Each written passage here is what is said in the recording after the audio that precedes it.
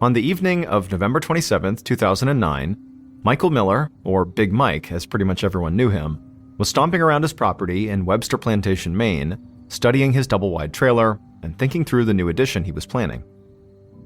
Like his nickname suggested, 47-year-old Big Mike was a huge man, and he had a big bushy beard, and he looked right at home in this desolate rural setting.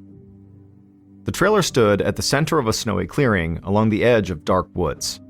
There were no other buildings in sight, since Big Mike's closest neighbor lived almost 20 miles away. His hometown of Webster Plantation wasn't really a town at all. It had a population of 85 people, a one-room town hall, 2 roads, and no streetlights.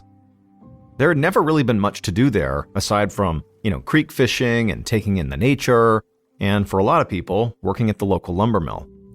Big Mike had been a seasonal employee there for 29 years, but just 1 week ago, he'd been laid off. The loss of his job had stung, but he wasn't too worried. He and his wife Val lived frugally, and so they had enough cash stowed away to get by until he found another job. Big Mike was just about to head back inside when he heard a vehicle approaching. He turned to see a pair of headlights sweep through the trees. Then a familiar white Ford Explorer came into view and pulled up to his mobile home. It was his 2 sons, 27-year-old Mike Jr. and 26-year-old Matt. Mike Jr., the oldest son, was like a smaller, clean-shaven version of Big Mike. But Matt was a lot different. He was skinny and pale, with a buzz cut and tattoos along his neck. Matt also had heavy shadows under his eyes, like he hadn't been sleeping well. Big Mike had not expected to see his kids tonight, but was happy for the visit. So he walked up and gave them each a big hug and invited them inside. Then he called out to Val that the boys had stopped by for a visit, and within seconds, his wife appeared from the kitchen with a tin of her famous coffee cakes in hand. At 47 years old, Val was a very energetic and petite woman who looked even smaller standing next to her hulking husband. The family snacked and caught up, and then Val reminded everyone that they had a birthday tomorrow. Matt's baby daughter was turning 1. However, Matt still had not told anyone what the party plans were. Matt said they weren't really planning on doing anything, which Val immediately insisted was ridiculous. She said if Matt didn't want to plan something, well, she and Big Mike would be more than happy to host the party at their place. Matt tried to dissuade her, but finally just caved and agreed to let her host the party as long as it was small. Just immediate family, along with Mike Jr., Matt's girlfriend, as well as Mike Jr.'s best friend, Nate. The 3 of them were practically family anyway. Then Matt excused himself and asked if Big Mike could step outside for a moment. Big Mike's jaw instantly tensed. He could guess where this was heading. And sure enough, the moment they were outside together, Matt asked his father if he could borrow some money. Matt began talking about how he hadn't worked in months and was struggling with all the costs of a new baby. He couldn't even afford gifts or a cake for tomorrow. That's why they hadn't planned a party. When he finally finished his spiel, Big Mike told Matt not to worry about the cake. He and Val would be happy to pick one up before the party. But he couldn't lend Matt money at the moment. For one thing, Big Mike told his younger son that he'd himself just been laid off from his job at the mill, so money was tight for him. And more importantly, he couldn't trust that Matt would actually use the money for his family. Matt looked absolutely furious at his father's response, but he did not push the issue. He just shook his head and headed back into the mobile home, where he asked if Mike Jr. was ready to go. The boys left a few minutes later, giving Val a kiss on the cheek before climbing into Matt's Ford Explorer. Big Mike watched the SUV disappear into the forest, wondering if he had been too hard on Matt. Then he heard Val calling, and he turned to head back inside.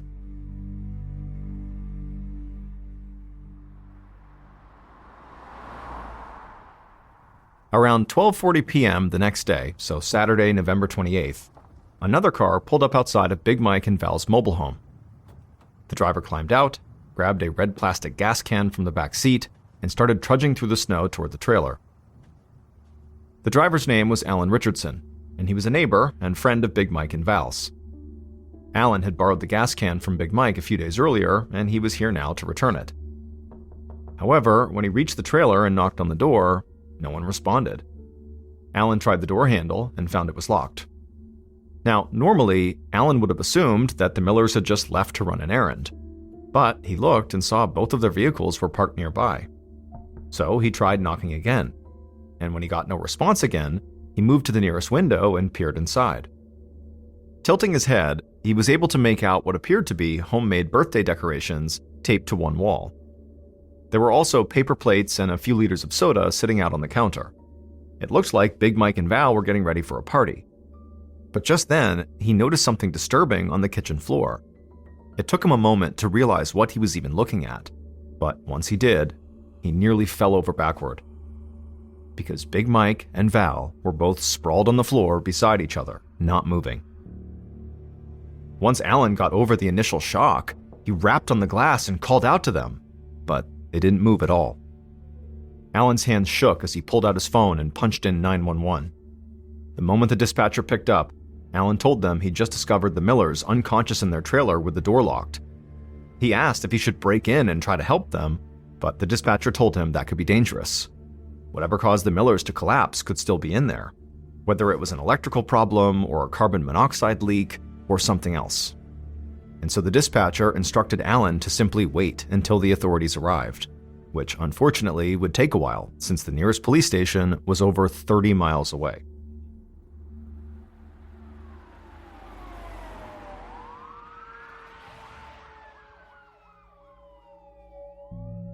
Alan was still waiting nervously outside the mobile home when he heard sirens approaching through the woods.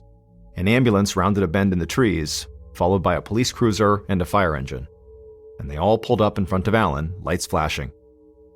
A police officer wearing a respirator mask told Alan to stand aside, and everyone waited while the firefighters tested the air around the door for carbon monoxide. When they announced that the coast was clear, the police forced open the door and entered the mobile home, followed by a pair of EMTs. And what they found, there in the kitchen, was Big Mike lying flat on his back, staring up at the ceiling, with his legs folded awkwardly beneath him. His wife Val was slumped by his side, with her head resting on his chest. Their skin was waxy and pale, they weren't breathing, and there was a small amount of blood on the floor around them. The EMTs checked for a pulse to be certain, but it was obvious the Millers were dead. And as soon as the EMTs looked more closely, it became clear what killed the Millers, and it was not carbon monoxide. They noticed a small hole in Val's right temple, and a similar one at the base of Big Mike's skull. The Millers had been shot. Meanwhile, Alan continued to wait outside, watching the activity from a distance and calling everyone he knew to tell them about his awful discovery. At the same time, local police and medical personnel continued to arrive one by one until an entire fleet of law enforcement vehicles filled the clearing. Finally, about a half an hour after the EMTs first entered the mobile home, lead investigators Daryl Peary and Brian Strout of the Maine State Police arrived. The detectives stepped out of their car, quickly introduced themselves to Alan, and then said they had a few questions for him. They wanted to know how Alan knew the Millers and why he was visiting that morning. He told them about borrowing the gas can and said that Big Mike and Val were some of his favorite neighbors, as good-natured and helpful as you could find. He also mentioned that he'd been surprised to find the door locked when he arrived. People around here typically left their doors unlocked. The detectives collected Alan's contact information and then told him he could leave. After that, they headed inside. Detective Peary's first thought upon entering the mobile home was just how neat everything was. When he got the call for 2 potential deaths at a trailer in the woods, he'd sort of half expected the place to be a cluttered mess, possibly even a drug den or meth lab. Instead, he found a tidy living room full of family photos and birthday decorations. This was a well-cared-for home, a very crowded home at the moment, since police officers were still busy photographing everything in sight. The detectives slipped through the crowd and made their way to the kitchen, where they found the medical examiner crouching over the Millers. Detective Strout leaned down close to examine the bullet hole in Val's right temple. As he did, Peary commented that there wasn't a lot of blood in the kitchen for a pair of gunshot wounds, and the medical examiner agreed, explaining that the murder weapon had to be a small, underpowered handgun like a .22. The detectives perked up when they heard this, because they knew such a small gun like a .22 would most likely be used at very close range, and if Big Mike was shot up close from behind, it suggested one of two things.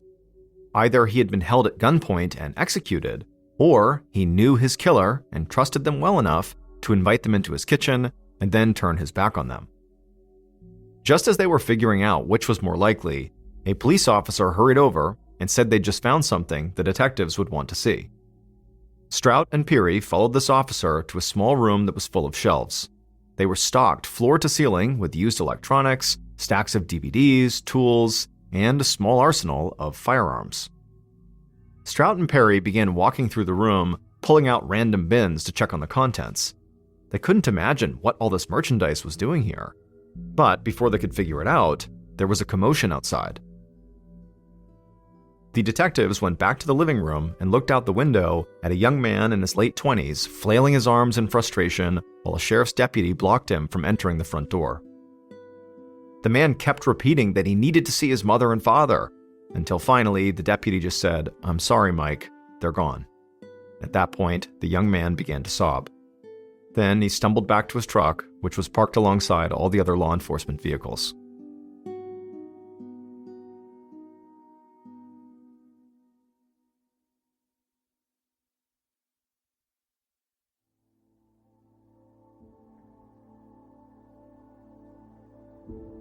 By the time the detectives reached the man, he was sitting in the driver's seat with the door open, repeatedly trying to call someone on his cell phone. Strout and Peary introduced themselves to the young man, who replied that he was Mike Jr., the Millers' oldest son. They asked him why he had come to his parents' place, and he explained that he just heard from a friend that there was some kind of an accident at his mom and dad's place. And so he had brushed over as fast as he could, but he'd never expected to learn that both of his parents were dead. Mike Jr. said he had spent the last few minutes desperately trying to call his younger brother, Matt. Mike wanted to be the one to break the news before Matt heard it from someone else, but unfortunately, Matt wasn't picking up. Now, Mike Jr. set his phone aside and turned to Strout and Peary. He had the look of a man who was in shock, but he said he wanted to help and then offered to tell them anything they wanted to know. The detectives asked him if there was any reason he could think of that somebody might want to hurt his parents. Mike Jr. said what most people say in this situation right after they lose a loved one. He said his parents were great people and everybody loved them. However, as he said this, a worried look came across his face, and he told the detectives that while his dad had worked at the mill, whenever times got tough, he would supplement his income with a lucrative side hustle, operating a pawn shop and loan shark business right out of his mobile home. He said his father also bought and sold prescription narcotics. The whole operation was unlicensed and totally illegal, but this far from civilization, most people didn't care. Big Mike had a long list of regular customers who would often stop by out of the blue. This information cast the murders in a whole new light for the detectives.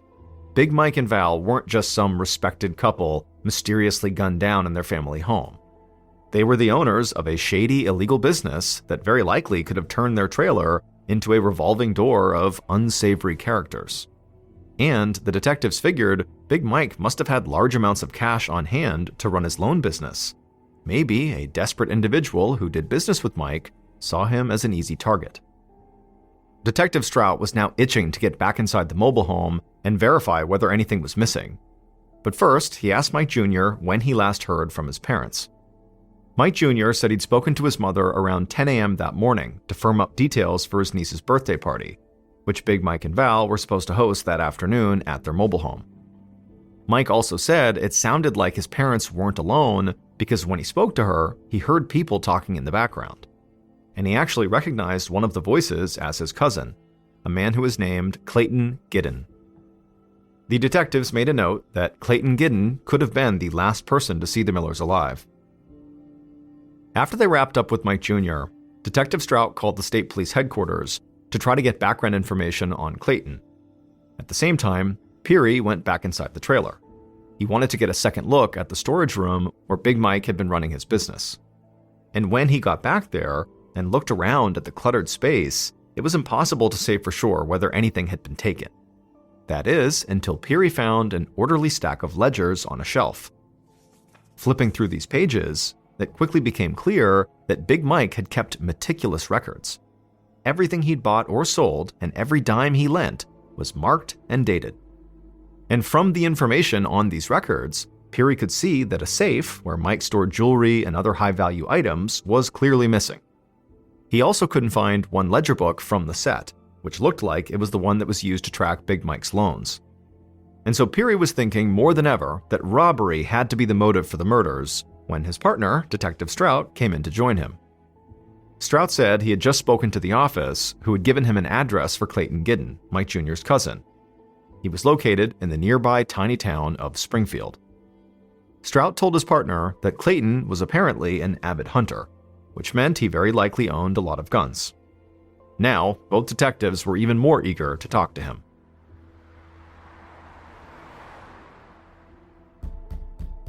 Later that afternoon, when Strout and Peary knocked on Clayton's door, a young girl answered. She ran to get her father and returned moments later with a man in his mid-30s. Clayton was clearly shaken up, as though he'd already heard the news about his aunt and uncle's deaths. However, when the detectives told him that Big Mike and Val were murdered, Clayton seemed startled. And then he became even more distraught when he realized he was a potential suspect. But Detective Peary promised Clayton they were only there to talk. So Clayton took a few calming breaths, then he invited them into the living room. Clayton told the detectives that he'd driven out to have coffee with his aunt and uncle that morning, and he'd taken his 9-year-old daughter with him. When they arrived at their mobile home around 10 a.m., Big Mike and Val were at ease and looking forward to the birthday party later that day. There was no sign of any trouble, and the couple did not seem like they were in danger. Detective Strout listened patiently, while at the same time studying the man for any sign that he might be lying. But Clayton seemed genuinely shocked. And if his daughter really had been there that morning, Strout had a hard time believing that Clayton was the killer. After all, who could commit murder in front of their own child? But suddenly, Clayton said something that made both detectives lean forward in their seats. He told them that he and his daughter were not the only ones at the Miller's place that morning. When they arrived, Big Mike and Val were already chatting with a young man named Nate Nightingale. Clayton didn't know exactly why Nate was there or what he was doing, but he said he didn't find it that unusual. Nate was Mike Jr.'s best friend, and he hung around the Miller's place all the time. But Clayton said the detectives should still talk to him, because when Clayton left the trailer at 10:30 a.m., Nate was still there. Hearing this, Strout and Peary could both feel the case starting to pick up speed.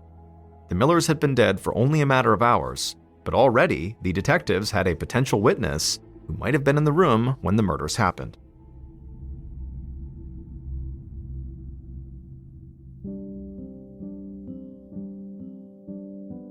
When the detectives met at the state police office the following day, November 29th, they found new information waiting for them. The autopsy results had come in, and they confirmed that Big Mike and Val were killed with a .22 caliber pistol. This cemented the detectives' suspicions that they'd both been shot at close range, likely right there in their kitchen. The office had also pulled Big Mike's phone records, showing that he'd called a friend at 10:40 a.m. The detectives would contact this friend, and they would confirm that yep, Big Mike had called them, and during their conversation, nothing had seemed off. That left a narrow 2-hour window when Big Mike and Val could have been shot. Big Mike was very much alive at 10:40 a.m., but the couple was dead by 12:44 p.m. when Alan Richardson, the neighbor, had called 911. So Strout and Peary got to work tracking down Nate Nightingale, perhaps the last known person to see the victims alive. But they were also eager to speak with Matt Miller, the younger son of Big Mike and Val, who still was not answering his phone. And as they would find out, Nate Nightingale and Matt lived right near each other. So the detectives set out to pay them each a visit. Matt's apartment was closer to the station, so Strout and Peary headed there first. And from the moment Matt answered the door, the detectives could sense that something was just off. The 26-year-old had shadows under his eyes like he hadn't slept in days. But it was actually Matt's behavior, not his appearance, that really got their attention. Matt was not acting like someone who just lost his parents. He didn't show signs of grief or even press the detectives for any details on the progress of the case. Instead, he seemed nervous and evasive, almost like he just wanted Strout and Peary to leave as soon as possible. And the detectives responded to this behavior by actually pressing him on his whereabouts the previous day. He told them he had just been driving around Lincoln with his girlfriend Tanya and their infant daughter, picking up last-minute items for the birthday party that afternoon. Matt's alibi was short on details, and the way Matt refused to meet their eyes as he spoke made the detectives even more suspicious. And also, Tanya was out running errands with the baby, so she couldn't even confirm Matt's story. Strout felt sure that Matt must be hiding something. So he tried asking about his relationship with Big Mike and Val. Was he on good terms with his parents? Matt brushed the question off, saying of course he was on fine terms with them. They were his parents. And then after that, no matter what the detectives asked, Matt gave similarly curt responses. It eventually became clear the detectives were not going to get much more from him today. So they got a cell phone number for Matt's girlfriend, Tanya, and told him they'd follow up soon. And then they left to go talk to the next person on their list, Nate Nightingale. After their interview with Matt, speaking to Nate was like a breath of fresh air. From the moment Nate answered the door, he was polite and eager to help. Nate was clearly upset and told the detectives that he'd been close to the Millers for years. He had been best friends with Mike Jr. since high school, and he considered the Millers' trailer like his second home. Detective Peary asked Nate what he had been doing at the Millers' trailer on the morning of their murders. Nate said that he dropped by to catch up and also to take out a small loan from Big Mike. They'd just wrapped up business when Big Mike's nephew, Clayton Giddon, had arrived with his daughter. Nate said that Clayton left at 10:30, and then Big Mike took a phone call shortly after that. And then after Mike got off the phone, Nate said his goodbyes. To this point, Nate's story about what happened that morning matched all the details the detectives already knew from speaking to Clayton and also looking over Big Mike's phone records. But then, Nate revealed something they had not expected. Nate said that as he was leaving, a woman arrived at the Millers' trailer. He said he'd never seen her before, but she looked like she was in her 50s, maybe around 5'4" tall, with a slender build and glasses and bangs. He said she had called out, "Hi, Val," as she entered the mobile home, and she greeted Nate as he was leaving.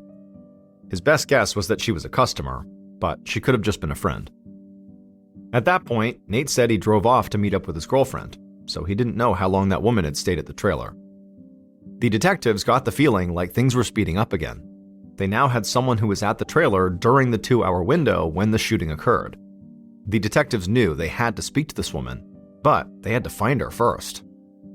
Strout and Peary told Nate that a department sketch artist would be in touch very soon to put together a sketch of this mysterious woman. And sure enough, by the time the two detectives were back at the office, they found that the artist and Nate had already linked up, and the sketch was complete. Looking at the sketch, the detectives thought this woman looked like she could be anyone.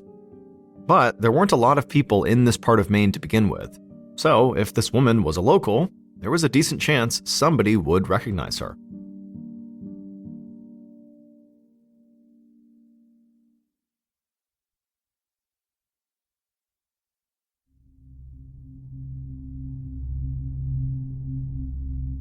On December 1st, 2009, so 3 days after the Millers' murder, the detectives hosted a press conference where they officially disclosed what many people already knew. The Millers' deaths had been ruled a double homicide. Then, they also released the forensic sketch of the mystery woman, saying she was an important person of interest in the case. Anyone who recognized her was encouraged to call the investigators as soon as possible. Right after the press conference, police posted copies of the sketch all over town, while others went door to door asking if anyone knew the woman. And soon, calls started to come from people all around the state who said they did recognize her.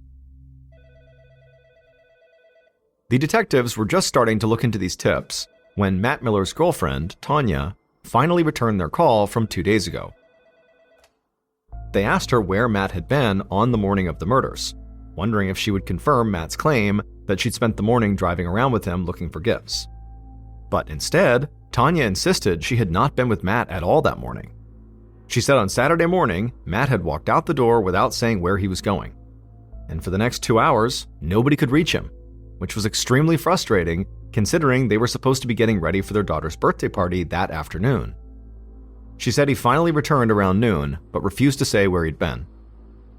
The detectives were astonished. Matt had clearly lied to them, and his own girlfriend was now saying that she herself didn't know where Matt was during the time of the murders.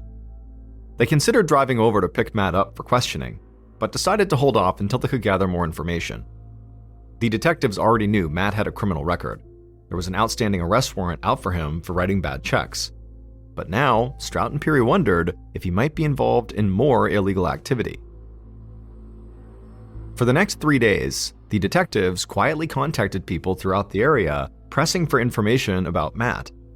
And what they learned was that Matt was clearly addicted to prescription drugs and had recently begun selling personal items, including his own Xbox, so he could buy more. And Matt's older brother, Mike Jr., had told them that Matt had asked his father for a loan on the night before the murders, when the brothers had dropped by. Big Mike had apparently turned him down, most likely because he knew Matt would simply blow the money on drugs. But the most damning tip of all didn't have anything to do with Matt's addiction or his criminal past. A local resident told the detectives they'd seen Matt's white Ford Explorer in the vicinity of his parents' house on the morning of the murders. This was something Matt had never disclosed to the police, and it potentially put him at the scene during the 2-hour window when Big Mike and Val were murdered. At this point, Strout and Peary knew it was time to talk to Matt again. They were not quite ready to charge him with his parents' murders, but the facts were quickly stacking up against him. So on December 3rd, 5 days after the murders, they arrested Matt on that outstanding bounced check charge and brought him in for questioning. Once they put him in a room, they pushed him hard, telling him they knew he killed his parents. And Matt just denied everything, while at the same time becoming increasingly emotional. But after hours of intense interrogation, Matt stuck to his story that he never would hurt his parents, and even the detectives started to wonder if they had it wrong. So they ultimately sent Matt back to a holding cell and then stepped out of the interview room to regroup. And that's when they got a tip that reassured them they were on the right track. A local man called to say that on the evening before Big Mike and Val were killed, Matt had called him up looking to buy a gun. He even specified he wanted a .22 caliber pistol, which, according to the autopsy, was the type of gun used to commit the murders. The man said the firearms sale had not gone through, but the detectives figured Matt still could have kept on looking and eventually gotten his hands on a .22. With this new tip, the detectives marched back into the holding cell where Matt sat on his bed and told him what they'd learned. Matt immediately insisted that the tip was false, saying he never tried to buy a gun that night. But the stress of the interrogation was clearly wearing on him, and finally he broke down and confessed. Not to murdering his parents, but to lying about his alibi. He said that on the morning of the murders, he was meeting with a drug dealer not far from his parents' place. He bought some pills and then went into the woods to take them. He later lied about it because he didn't want to incriminate himself and because he was ashamed that he was off getting high while he was supposed to be getting ready for his daughter's first birthday party. Strout and Peary were skeptical of Matt's tearful confession, especially after all the lies, but they agreed to check out his new alibi and see if there was any truth to it. The detectives began by pulling security camera footage from businesses along the route Matt said he took. It was a very tedious process that took 2 full days, as the detectives scrubbed hours of footage looking for Matt's white Ford Explorer. Strout's eyes were starting to glaze over when Peary suddenly grabbed his shoulder and pointed at the screen. The footage showed a familiar car traveling away from the Miller's place at 11:25 a.m. on November 28th, the morning of the murders. The detectives stared at the grainy footage, slowly realizing what this meant.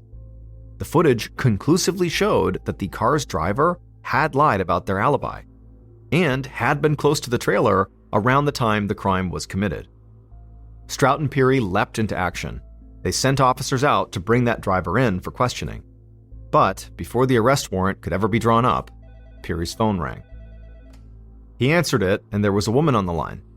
Peary did not recognize her voice, but she told him she had vital information about the Miller's case. For a moment, Peary was ready to write this off as just another bad tip. He and Strout had been fielding calls all week from people who claimed to recognize the mystery woman from the forensic sketch, and every one of those calls had been a dead end. But this one was different. The caller didn't mention the mystery woman at all. Instead, she said she actually knew who killed Big Mike and Val. And as the detectives listened to her story, the last piece of the puzzle fell into place.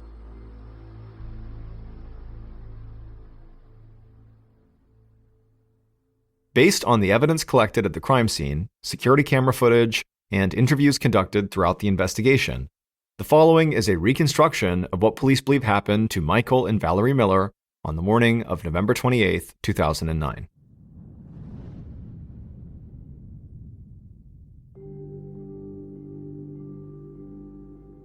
Early that morning, the killer was home in their apartment, rifling through drawers in search of something, anything, that they could quickly turn into cash.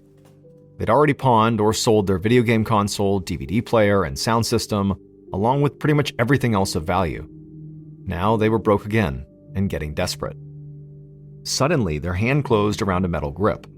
They pulled the object from the drawer, and they felt a rush of exhilaration as they stared down at the .22 caliber pistol in their hand. It wasn't what they'd initially planned to sell, but this gun could get them all the cash they needed. A few hours later, the killer was standing in the Millers' mobile home, talking to Big Mike in the kitchen. After their desperate morning search, the killer finally felt calm. Finally, the conversation with Big Mike moved past chit-chat to business. The killer pulled the pistol from their jacket and held it out, asking how much Big Mike could offer for it. The killer wasn't here to shoot Big Mike. They had come to pawn the gun. Big Mike looked the weapon over thoughtfully, then gave his answer. The killer blinked, then shrugged and nodded, feeling a bit disappointed. It was less than they had hoped for, but probably a fair offer for the tiny pistol. Big Mike handed the gun back over and said he would need to grab his business ledger from the storage room, and then he turned, but before Mike took a single step, the killer's finger brushed against the trigger.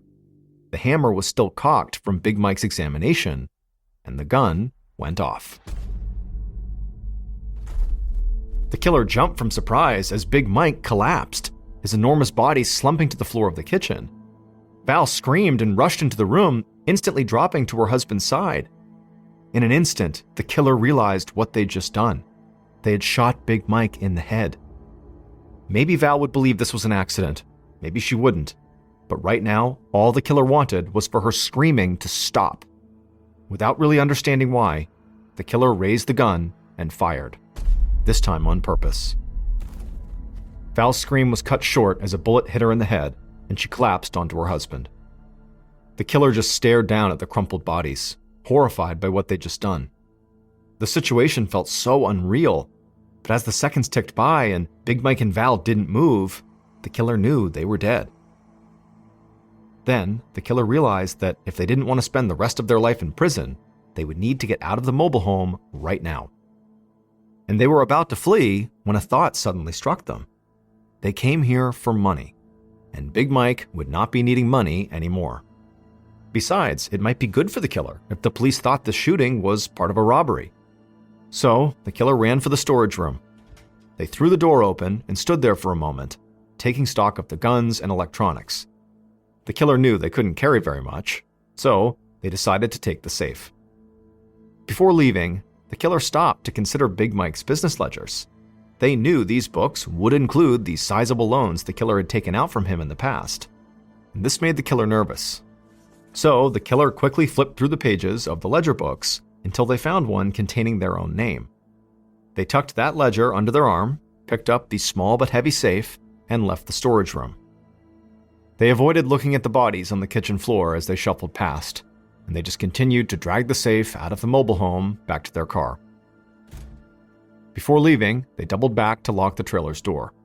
With any luck, that would delay the bodies from being discovered, and hopefully buy the killer a bit more time. A few minutes later, the killer was speeding away, and they were so focused on just getting out of town that they didn't notice the closed-circuit cameras aimed at the road. When Detective Strout and Detective Peary reviewed the camera footage 2 weeks later, they didn't see the white Ford Explorer they were looking for, because Matt Miller was not the killer. It was Nate Nightingale, the best friend of Mike Jr., who the Millers had treated almost like a third son.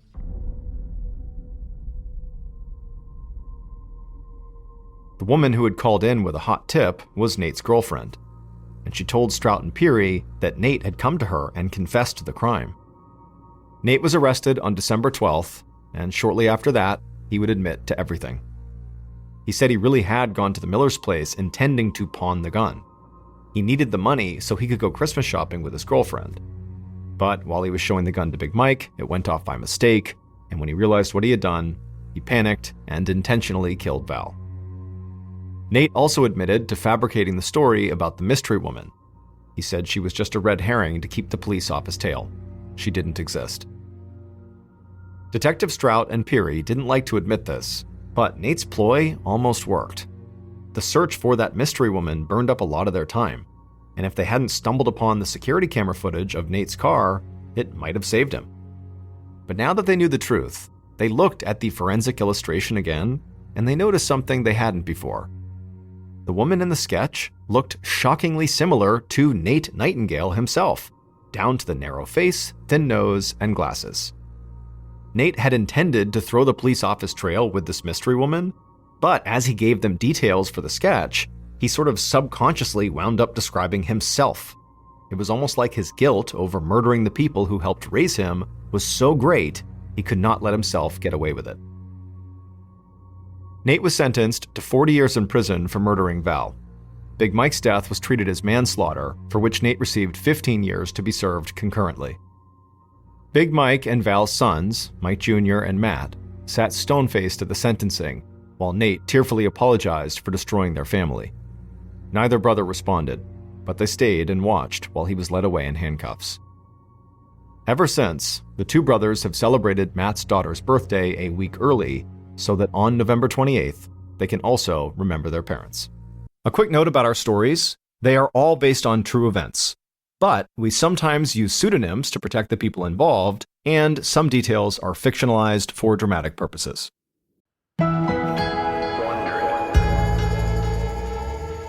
By the summer of 2007, Chris had been working as a park ranger in southeastern Pennsylvania for a number of years, and by and large, he enjoyed his occupation. Some of the time, he got to do what he loved, which was hiking in the forest. And some of the time, it required doing something he hated, which was office work that usually required staying late at night. On one of those late nights, in August of 2007, Chris's boss, Mike, said that he needed to leave the office and go down the access road to this tool shed they had. He needed to get some equipment and bring it back up to the office for some reason, and he said he'd be back in about 15 minutes. As soon as Mike left, Chris decided, you know what, I'm gonna take a break from my work and I'm gonna step outside for a minute. Right in front of the office building was a little staff parking lot, and then about 50 meters beyond that was the edge of this really dense forest where the access road that Mike had just gone down to get to the tool shed basically split right through the middle and went straight out past the office. When Chris stepped outside to take his break, he sat down on the front steps that overlooked that parking lot and the access road, and he was just kind of looking out towards the forest, not thinking about what he was looking at, just kind of mindlessly sitting there, when all of a sudden he just started to feel like someone's watching me. And instinctively, he turned around to look back into the office, as if maybe someone was behind him, but he remembered that he and Mike were the only ones there that night, so no one's going to be behind him. And so he turned back around and he looked out at the parking lot and he didn't see any movement, and he looked down to the edge of the forest, which he could see because the moon was fairly bright that night, so the illumination was pretty good. And there was no movement against the tree line, there was no animals, there was no people, and Mike had not come back yet. So there's nothing going on in front of him, there's nothing going on behind him, but he just could not shake this feeling that someone was watching him. And so Chris, he's not easily spooked. He's used to being out in the forest in the daytime and at night. He's used to being at this office. A lot of times he worked at the office on his own at night. So he's used to this environment. And so he thought, you know what, I'm gonna go look around. And so he walks down the steps and he walks into the parking lot and he begins looking behind some of the cars. There's only a handful in the lot. There's nothing in the lot, and he keeps walking till he's about 10 meters away from the edge of the forest. And he looks into the forest, and it's too dark to see anything, and there's nothing out here. There's no movement, there's no animals. Mike is still not back yet. And so even though he could not shake this sense that someone is watching him, he felt like, you know what, I did my diligence, and there's no one out here, so it's just gotta be in my head. And so he decides he's gonna go back inside. And so he turns around, and he starts walking back up towards the office, when all of a sudden he hears this whooshing sound come past his head. And he didn't know what it was, but it sounded like someone took a stick and threw it overhand, so it's spinning like a tomahawk as it passed by his head. And because the sound was so loud and he was already on edge about someone potentially watching him, that he actually dove as soon as he heard it and fell to the ground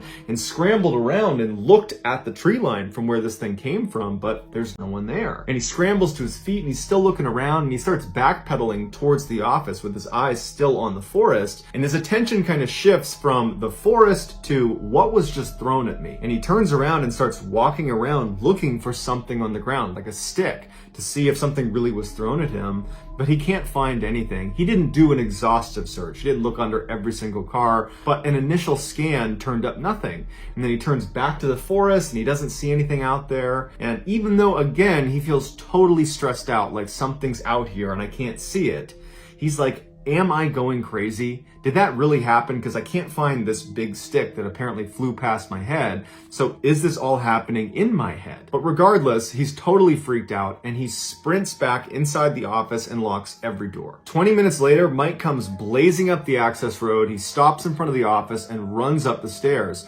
Chris goes over, unlocks the door, and he lets him in. And Chris is about to tell him about this crazy stick throwing incident, but he can tell Mike is really upset about something. Probably more upset about whatever happened to him than Chris is about this stick throwing thing. And so Chris tables his story, he locks the doors behind Mike, and he turns to him and he says, "What's going on? What's wrong with you?" At first, Mike doesn't say anything. He just paces back and forth inside the office. And then finally, Chris calms him down and he gets him to explain what happened. Mike tells him that he was down at the tool shed, which is about a half mile down the access road and about 20 meters off the road into the forest. And he's at the shed, it's open, and he's pulling out the different pieces of equipment he's going to bring back to the office.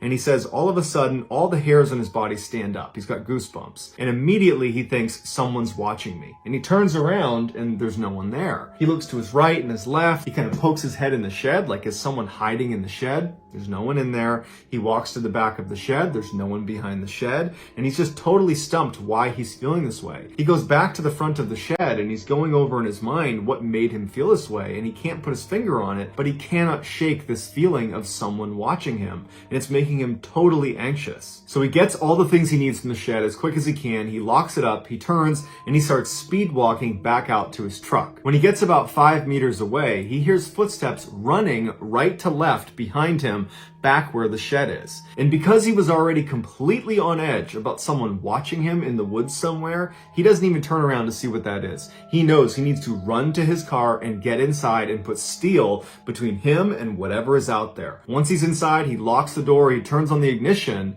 and looks one last time in the direction of where he came from. And to his horror, there is a man walking into the woods right next to the shed, turning the corner behind and disappearing into the woods. His instincts were spot on. He was being watched. And that's when Mike hit the gas and sped back to the office. Chris then tells Mike about his stick throwing incident because all of a sudden that seems a whole lot more real, and they both agree that whoever threw something at Chris is probably the same guy who was hiding near the shed with Mike. Concerned this guy might come back and break into the office, they stay the night there and they watch the whole time. They don't see him again. And the next morning they file a report and they tell the incoming park rangers what happened. But after this, there were no more reports of this strange hooded figure roaming around the forest. And to this day, Chris and Mike have no idea who he is or what he wanted. But they can both agree, whoever he was bad news.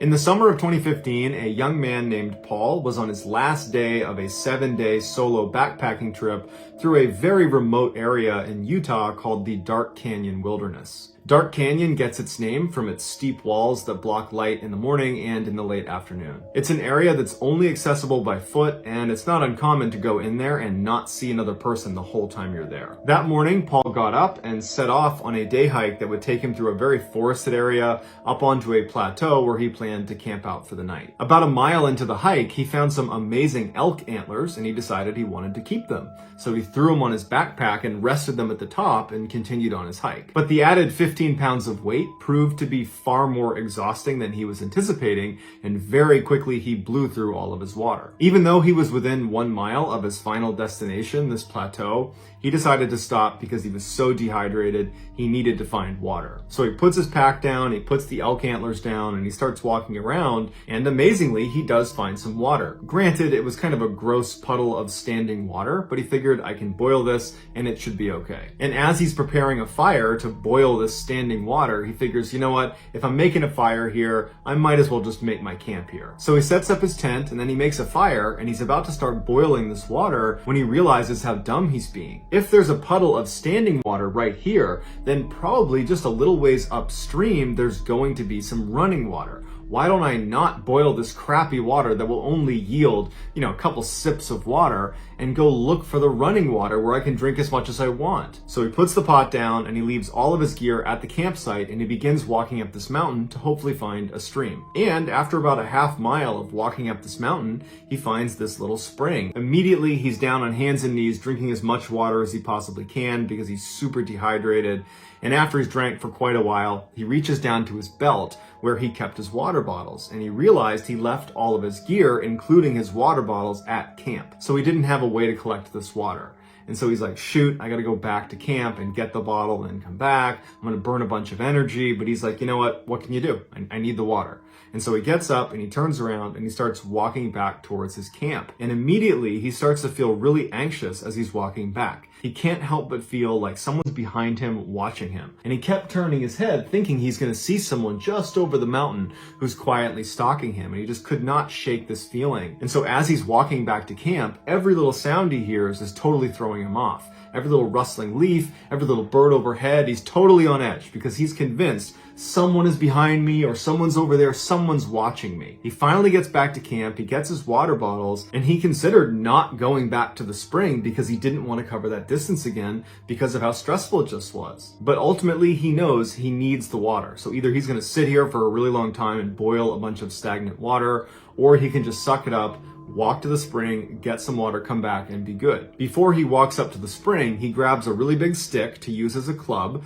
and then he walks up. So now he's got some protection. And immediately, as he begins that half-mile trek to the spring, the anxiety pours right back over him, and he can't help but feel like someone is watching him. But he gets up to the spring, he fills his water bottles, he turns around, and he starts walking back, and he walks down this little rock face and lands on the trail he had just been on a minute ago, and he stops because he sees something on the ground that wasn't there before. A fresh mountain lion print is placed right in between two of his footprints that he had just made on his way back to the spring, meaning there's a mountain lion somewhere right around here that's not just watching me, it's hunting me. Paul doesn't really know what to do, so he runs to his campsite and gets in his tent and huddles in his tent for the rest of the night, hoping a mountain lion doesn't attack him. And fortunately, it does not. And what he thinks probably happened was when he picked up those elk antlers and put them on his backpack and was walking around with them, he probably attracted the mountain lion that thought he was an elk and therefore food.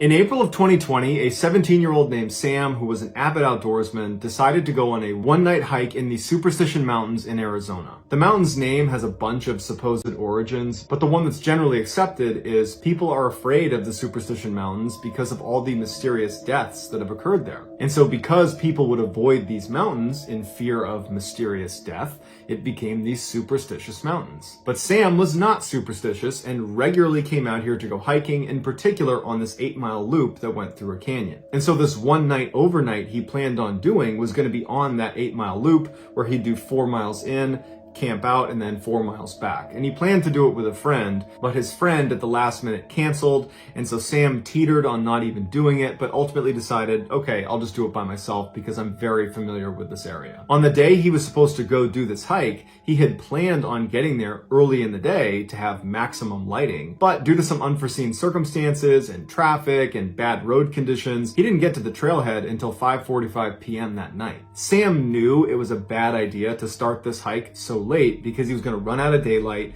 He probably was not going to make it 4 miles to the point where he planned on camping out. But he figured with his good health and fitness, he could probably quickly make his way to the 2 or even 3 mile mark, and there were some suitable campsites there. And so he decided he would kind of risk it and just try to go as fast as he could and use the daylight he had to reach a suitable campsite. But he wasn't able to move as fast as he thought he could, and soon the sun was down and it's totally dark, and he's got his flashlight, but that only is able to shine like 10 feet in front of him. And then at one point he nearly falls off of this rock, and he knows had he fallen, he would have gotten really badly hurt, and he's 15 miles away from the nearest help. And he's in a bad cell phone service area, and the roads getting out here are treacherous. No one knows exactly where he is, and it dawns on him that you've made a pretty bad choice, and you should stop right now and make camp here and not try to risk it any further. And so as it happened, where he was, there was this forest right nearby, and he could see there was a clearing about 30 feet off the path when he shined his light.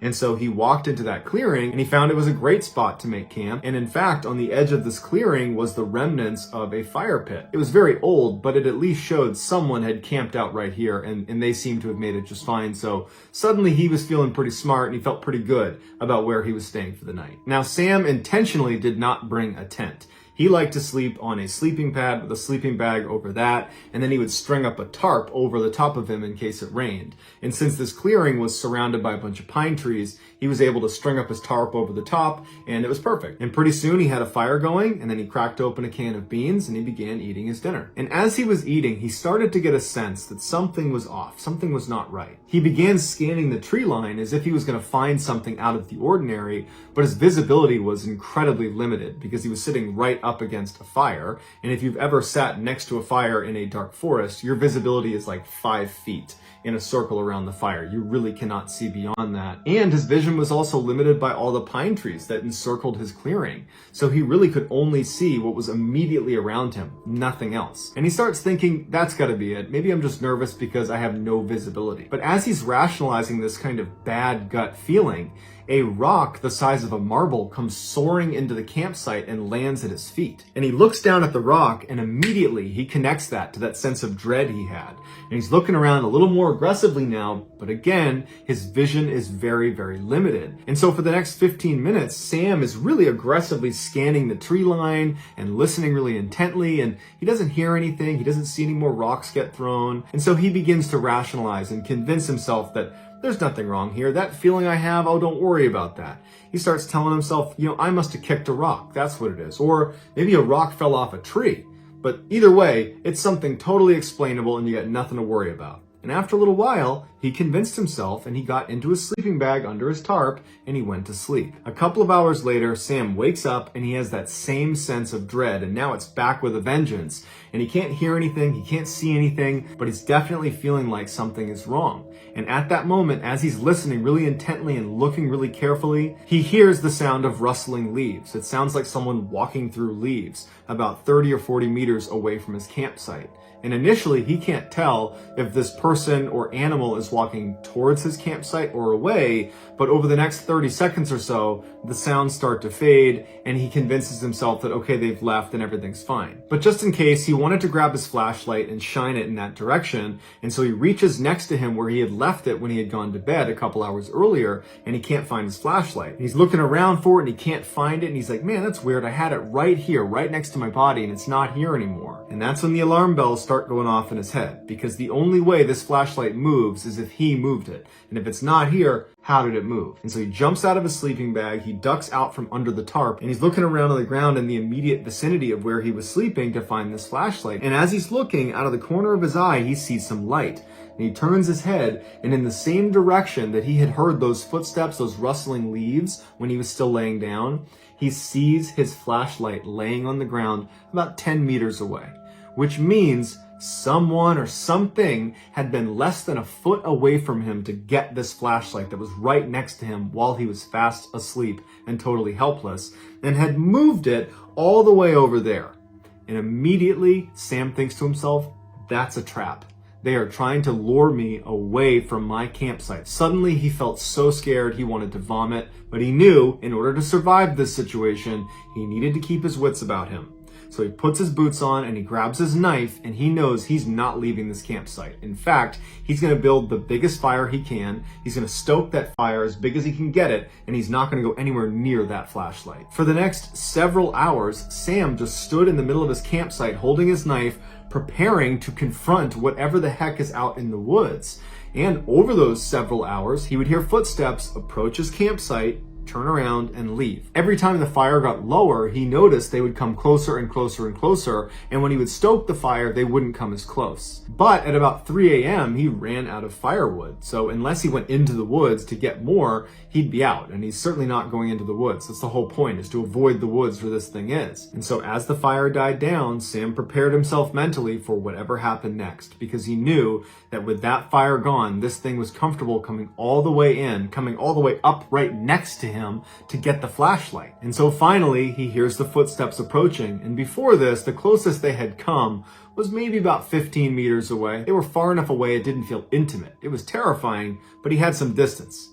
This time, they walk right up to about 3 meters away, but they intentionally come behind the thickest group of trees, so he can't see them. And it's still dark outside, and he's in that bubble of light near the fire, so he's blind to whatever's on the other side of those trees. But he knows they're there, and they've stopped. And for 2 hours, this poor kid is standing in the middle of this campsite, facing in the direction of whatever is behind the trees. Probably his imagination is going crazy at this point with what could be behind those trees, just waiting for whatever happened next. But ultimately, the only thing that would happen is the sun would eventually come up, and right before it actually popped over the horizon, this thing on the other side finally moved, it turned around and ran away, and it did not come back.